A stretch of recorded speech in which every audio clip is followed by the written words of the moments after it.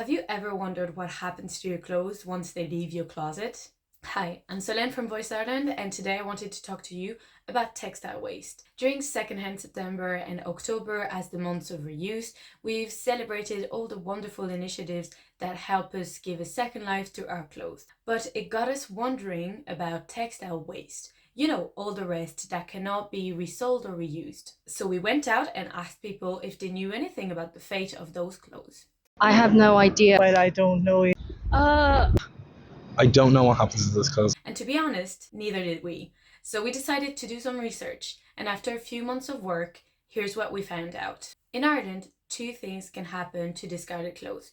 They can either be treated as general waste or be separately collected. And it's an alarming 65% of all discarded clothes that are directly treated as general waste, meaning that they will most likely end up incinerated or being landfilled. What about the remaining 35%? Well, they're either collected by charities through donations or commercial collectors who have their own bring banks. Even if those two seem very similar, they're actually completely different. See, the charities are actually the only ones that can prove that they're reusing the clothes here in Ireland through their shops. But the commercial collectors, what do you think happens to those clothes? But I'm not sure about the textile ones, to be honest. Well, I suppose they'd be dispersed to charity shops potentially, or they'd go to various homeless shelters, I would hope. I'd assume the same, that they go to charity. I hope that the H&M ones get recycled. Obviously, we put them in wash, but you'd like to hope that they're kind of washed and they are given to people who need them. Sadly, those expectations are far from the truth. But they might go out in the bin anyway. So I know a lot of charity stuff ends up in Africa and just in landfill anyway. So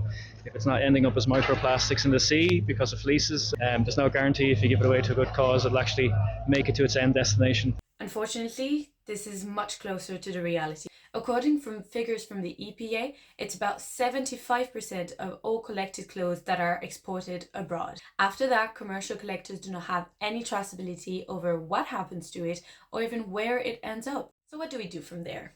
The first step and the purpose of this video is to raise awareness. So that's why today we're launching our new campaign, Threads of Transparency.